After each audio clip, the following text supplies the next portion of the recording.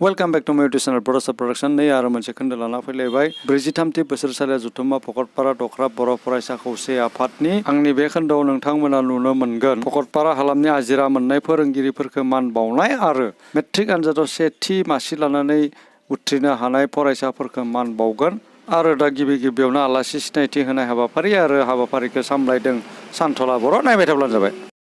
हाबाफारिखौ सामलायनाय मानगोनां आफादगिरि जौसाङाव जिरायनो हानाय फुंखा सुबुं आलासि लोगोसे माननि आलासि नोंथांमोन बाहागो लाफैनो हानाय गासैबो फरायसुला फरायसुलि बिगोमा आरो रायजो राजा नोंथांमोन हाबाफारि बायदियै आलासि सिनायथि होनाय हाबाफारि बेखौ आं आवगायनो सानबाय। गिबियाव सिनायथि होनो सानदों लोगोसे दखरानिफ्राय बरायनो सानदों जोंनि दिनैनि सोलोंथायारि सांग्रांथि मेलनि फुंखा सुबुं थामहिनबा कटन इउनिभार्सिटी गुवाहाटीनि assistant professor doctor Nita Baglary madam बिथांखौ दान्दिसे सम सिखारनानै गावनि सिनायथिखौ खावलायबाय लोगोसे गांसे आर'नाइजों बिथांखौ सिगांग्रो बरायग्रोनानै लाग्रोनाय जाबाय।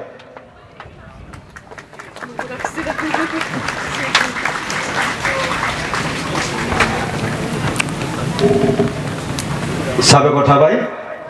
एक সময়ত চিনাকি দিবলৈ ওলাইছো আমাৰ আজিৰ প্ৰগ্ৰামৰ ৰিচাৰ্চ পাৰ্সন কালাগাঁও সাৰ্কুলৰ SDC respected ma'am Kaveri Rompibi তেখেতকো নিজৰ চিনাকি দিবলৈ অনুৰোধ জনোৱা হ'ল। लोगोसे मेम बिथांखौबो दखरानिफ्राय गांसे आर'नाइजों सिगांग्रो बरायग्रोनानै लाग्रोनाय जाबाय। साबायखर थाबाय। बर' थुनलाइ आफादनि लेङाइ आफादगिरि रन्जित बसुमतारी सार बिथांखौबो गावनि सिनायथिखौ खावलायबाय लोगोसे गांसे आर'नाइजों बिथांखौबो सिगांग्रो बरायग्रोनानै लाग्रोनाय जाबाय।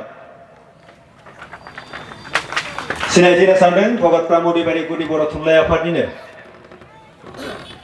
नेहाथारि मानगोनां सार बिथां थामहिनबा मंगलदै कलेजनि बर' बिफाननि बिफान गाहाय दुर्गेश्वर बर' सार बिथांखौबो गावनि सिनायथिखौ खावलायबाय लोगोसे गांसे आर'नाइजों बिथांखौबो सिगांग्रो बरायग्रोनानै लाग्रोनाय जाबाय।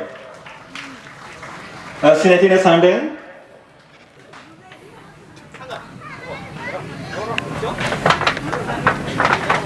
रवीन्द्रनाथ रामसियारि आयदा फोरोंगिरि subject teacher Bhakatpara higher secondary school sir बिथांखौबो गावनि सिनायथिखौ खावलायबाय लोगोसे गांसे आर'नाइजों बिथांखौबो बरायग्रोनानै लाग्रोनाय जाबाय।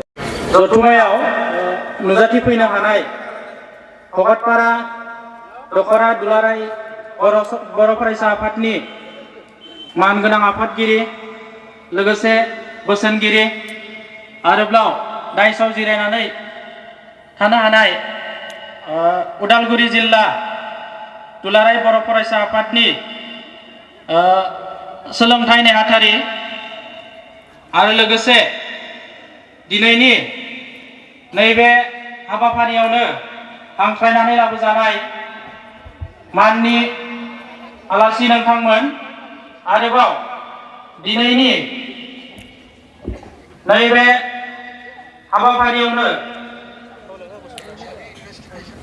दखरानिफ्राय बरायजानो गोनां मानगोनां भकतपारा हालामनि फोरोंगिरि नोंथांमोन आरो लोगोसे फरायसा नोंथांमोन आरोबाव दिनैनि हाबाफारियाव नुजाथिनो हानाय भकतपारा हालामनि गासै मानगोनां रायजो राजा नोंथांमोननिसिम दखरा आफादनि जानानै गोदान बोसोर आरो लोगोसे फैबाय थानाय मागो दमासि फोरबोनि आंनि गोसो गोरबोनिफ्राय गोजोन हामलायनायखौ गिबियावनो बावहरग्रोनाय जाबाय। नैबे समाव हाबाफारि बायदियै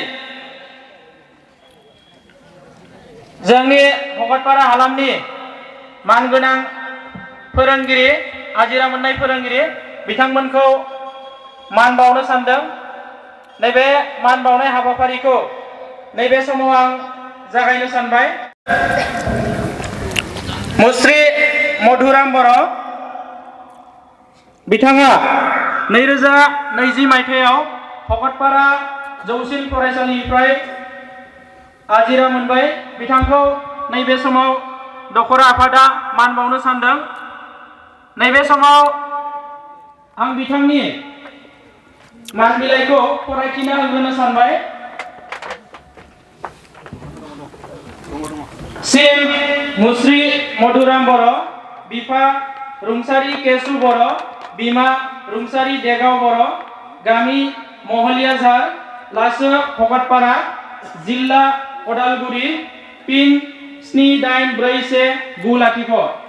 मानाव गेदेर, गिबियावनो भकतपारा दखरा दुलाराय बर' फरायसा आफादनिफ्राय नोंथांनिसिम सोलोंथायारि गाहाम हामलायनाय बावहरग्रोनाय जाबाय। नोंथाङा बेसेन गोनां सुबुं माहारिनि गुदि गियान आरो जिउनि सोरां दिन्थिगिरि, हारि आरो समाज सिबियारि। नोंथांनिसिम जोंनि गोरबो बुंजासे खुलुमनाय जासिहरग्रोनाय जाबाय। नोंथाङा भगत सावस्रिखौ जों हास्थायो आरो नोंथांनि गासै सोलेरखौ इयुनाव अरायसम सोरजिगिरि आनान गसाया गोजोनै लाखिथों। लोगोसे हाजासे जोंनि बे ओनसोलनि जौगाथाय खामानिफोराव आरो मोजां समाज दानायाव अरायबो बाहागो लानो हाथों। बेखौनो सोरजिगिरि आनान गसाइनिसिम आरज गाबनानै नोंथांनिसिम बे मान बिलाइखौ बावहरनाय जाबाय। गोजोन्थों। भकतपारा दखरा दुलाराय बर' फरायसा आफादनि जानानै आफादगिरि रबीन्द्र नारायण बसुमतारी, सोलोंथाइ नेहाथारि अशोक कुमार मुसाहारि, लोगो सोलोंथाइ नेहाथारि रंजालु बर', गाहाय नेहाथारि मनरन्जन बर'। नैबे समाव बिथां मधुराम बर' सार बिथांनि मानखौ जोंनि दखरानि मानगोनां आफादगिरि रबीन्द्र नारायण बसुमतारी बिथांखौ बावनो थाखाय गुरै खावलायहरनाय जाबाय।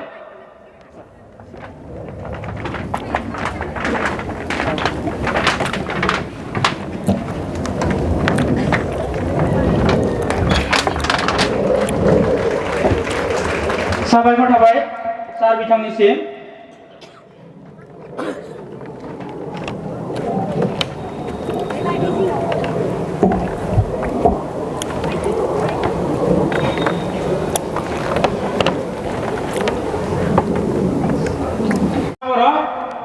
बिथांखौ बावनो थाखाय खावलायबाय। नैबे समाव मान बावगोन मुस्रि गोविंद बर'।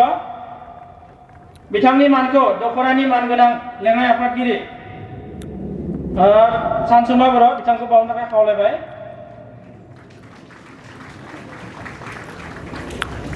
साबायखर थाबाय सारनिसिम। बेनि उनाव आं मान बावनो सानदों मुस्रि सतीश चन्द्र बर'।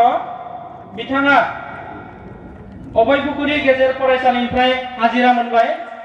बिथां सारखौ नैबे समाव मान बावनो थाखाय आं खावलायनो सानदों। बिथांखौ मान बावनो थाखाय दखरानिनो मानगोनां लोगो नेहाथारि बिथां सानसुमा बर' बिथांखौ मानखौ बावनो थाखाय खावलायहरबाय।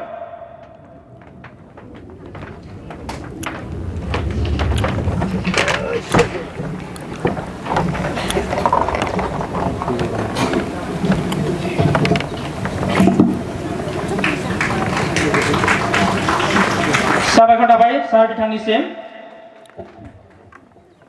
बेनि उनाव आं मान बावनो सानदों मुस्रि धीरेन चन्द्र बर'। बिथाङा मराबेगाफोर गुदि फरायसालिनिफ्राय आजिरा मोनबाय। बिथांखौ मान बावनो थाखाय दखरानि मानगोनां नेहाथारि अनसाय बर' बिथां सारनिसिम मानखौ बावनो थाखाय गुरै खावलायहरबाय।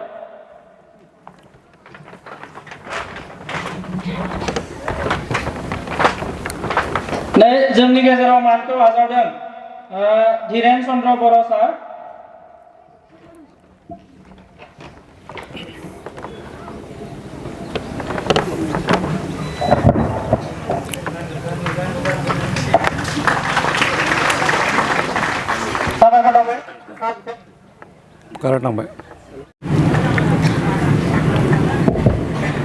हेलो। नैबे समाव आं मान बावनो सानदों पूर्णदा बर'।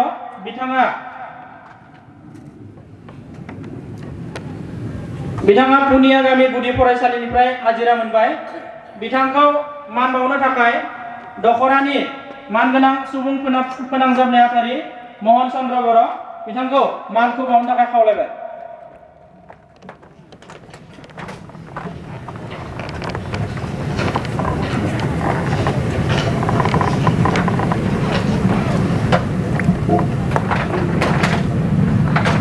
साबायखर थाबाय सारनिसिम। नैबे समाव आं मान बावनो सानदों मुस्रि बिरेन ब्रह्म बिथाङा 1 नं झारगाव गुदि फरायसालिनिफ्राय आजिरा मोनबाय।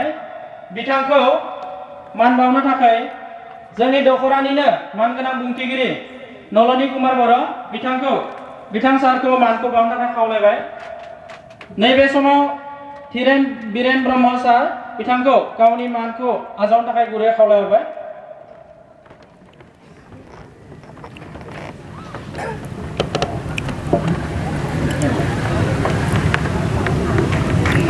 साबायखर थाबाय सार बिथांनिसिम।